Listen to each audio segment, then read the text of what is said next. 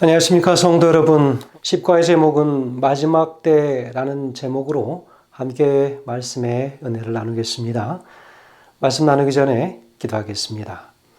하늘에 계신 아버지 하나님, 오늘 저에게 주신 이 시대의 마지막에 우리가 반드시 깨달아야 할 말씀, 이 기별을 저에게 허락해 주셨사오니 주님 감사합니다.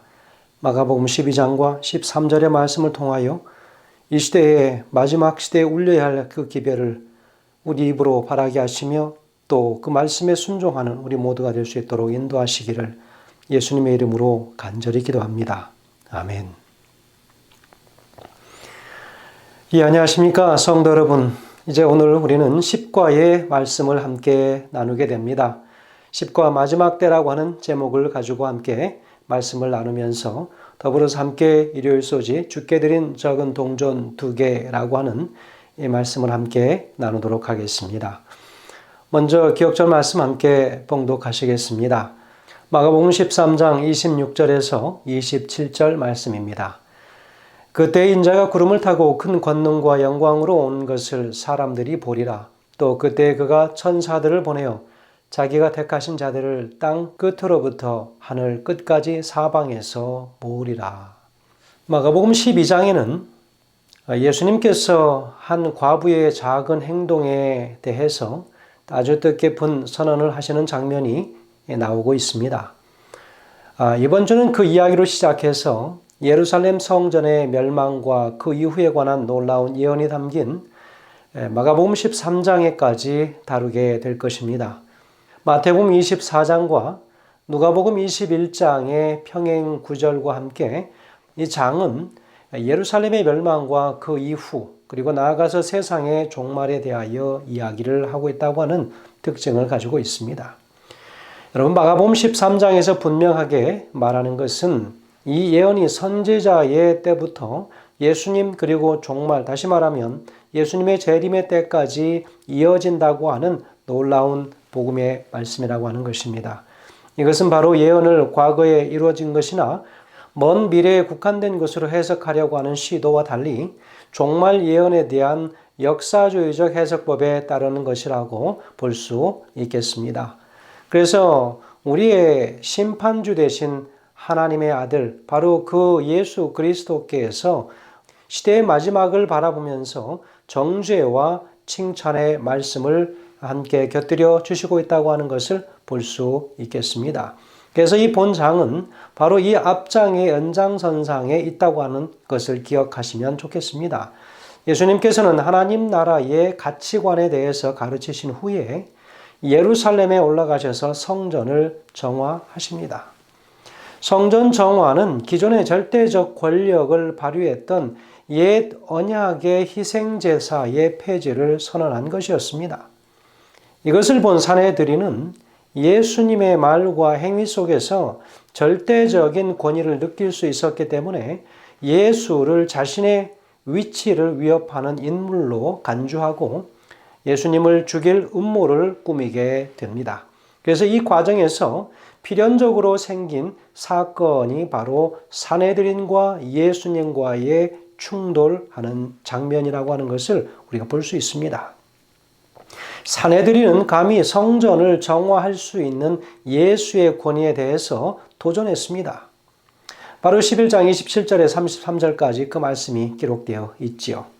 예수님께서는 산헤드린의 도전에 대한 이 답변 과정에서 부패한 성전 정결과 열매 없는 무화과나무에 대한 저주를 통해서 이스라엘의 멸망을 예고하는 심판의 주체자로서의 권위를 분명하게 드러내셨습니다.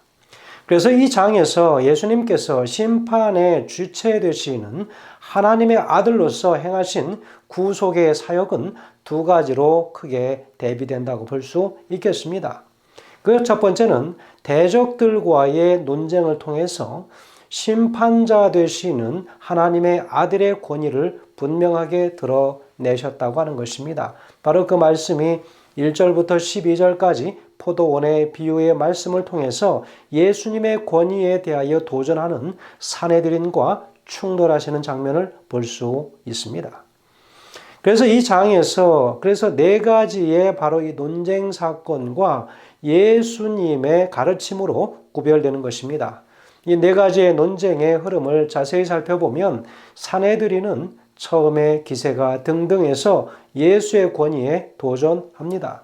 그러나 그들은 도전에 응답하시는 예수님의 말씀 중에서 갈수록 감히 물을 수 없는 절대적 권세를 느끼도록 하는 장면들이 나오면서 그들의 기가 죽는 것을 보게 됩니다.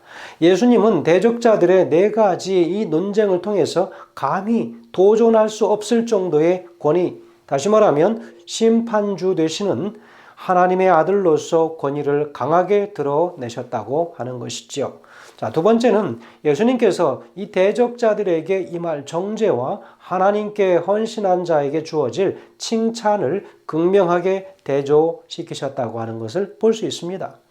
그래서 대조시켜서 제자들을 교훈하시는 모습을 보게 되는데요.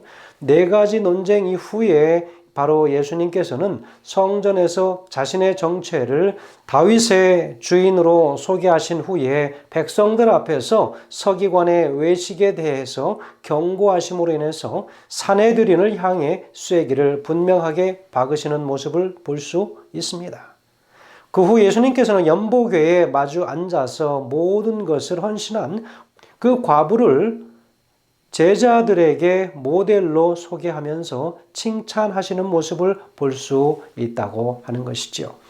우리 예수님은 이제까지 대적자들에 대해서 정죄하신 반면에 하나님께 모든 것을 헌신한 과부를 칭찬하심으로 하나님의 아들로서 심판을 행하신 자신의 절대적 권위를 증거하시는 모습을 보게 됩니다. 바로 이 심판의 분명한 이 정죄 앞에서 또한 과부를 향하여 주시는 그 칭찬이 두드러지게 나타나는 것을 보게 됩니다. 오늘 그래서 우리가 다루는 이 본문의 말씀 중에서 마가복음 12장 41절에서 44절까지의 말씀은 이 과부의 두 렙돈에 관한 이야기를 언급하고 계신 것입니다. 여러분, 이 단락에 나타난 과부의 참된 경건은 앞부분에 비해서 두드러지게 서기관들의 외식하는 그 모습과 분명하게 대조되는 모습을 볼 수 있습니다. 그래서 예수님께서는 거짓된 제자의 한 모델로 서기관의 부패성을 고발합니다. 그러신 후에 참된 제자들의 모습이 무엇인가 하는 그 한 모델로서 가난한 과부의 헌신된 태도를 대조하여 참된 제자상을 제시하십니다. 그렇다고 예수님께서 부자의 많은 헌금을 부정하신 것은 아닙니다. 예수님의 관심은 헌금의 많고 적음에 있는 것이 아니라 헌신의 정도에 있다라고 하는 것을 이야기해 주고 있습니다. 그에 따라서 예수님께서 언급하신 그 첫 번째 우리가 본다면 무리의 연보에 돈 넣는 것을 보실 때 여러 부자는 많이 넣었는데 한 가난한 과부는 와서 두 렙돈 곧 한 고두란트를 넣는지라 라고 41절과 42절에서 언급하고 있습니다. 오늘 본문의 가난한 과부는 앞서서 서기관들에게 재산을 빼앗기는 과부와 병행됩니다. 아마도 본 단락에 나타난 이 과부의 가난은 서기관들에게 재산을 빼앗긴 데 연유된 것으로 보여집니다.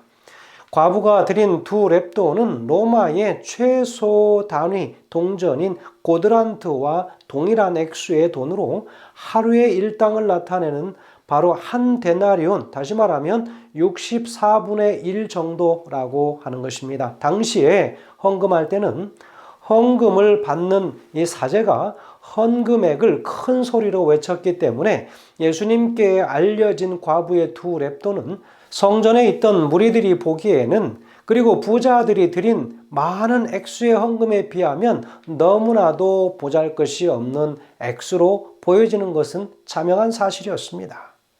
두 번째는 제자들을 불러다가 이르시되 이 가난한 과부는 자기 모든 소유 곧 생활비 전부를 넣었느니라 라고 43절 44절에서 말씀하십니다. 예수님의 시각으로 볼 때 과부의 두 렙돈은 결코 적은 돈이 아니었다고 하는 것이죠. 도리어 부자가 바치는 많은 돈보다 더 많은 헌금으로 예수님께서는 취급하셨습니다. 왜 그러셨을까요?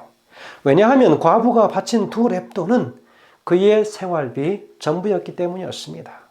여기서 예수님께서 참된 제자상의 모습으로 제자들에게 가르치시고자 하는 것은 단순히 헌금에 대한 원리가 아닌 것입니다. 그것은 과부의 신실함에 있었습니다.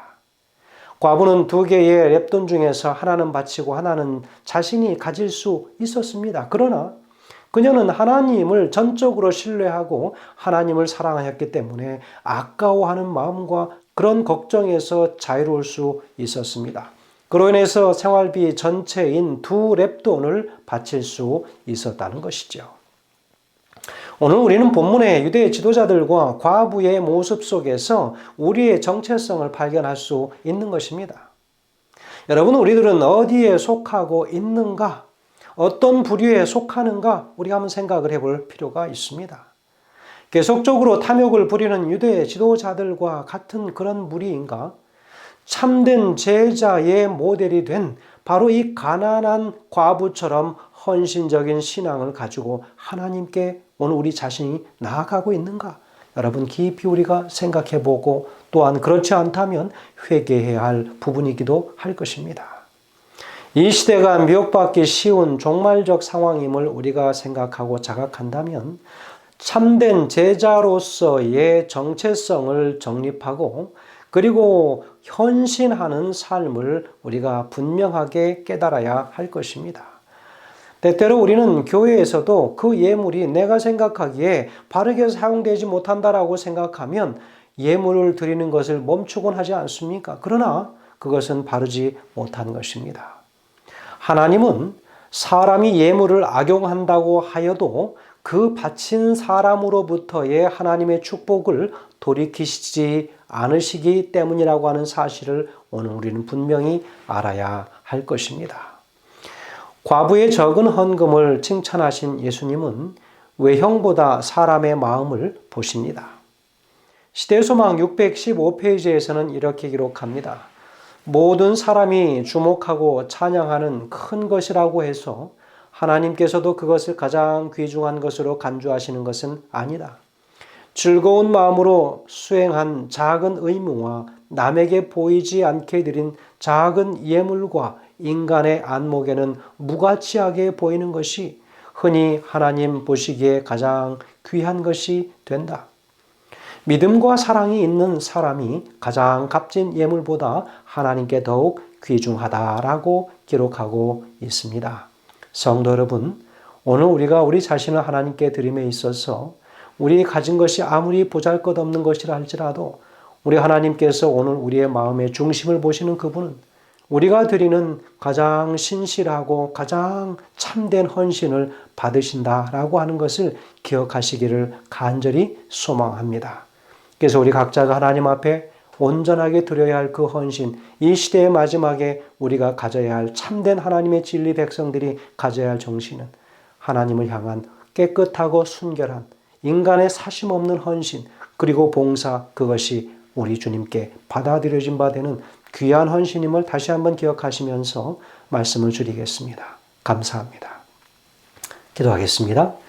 하늘에 계신 아버지 하나님, 오늘 우리는 말씀을 통하여 가난한 중에 그의 생활비 전부를 드린 이 과부의 헌신을 주님 저희 보고 있습니다.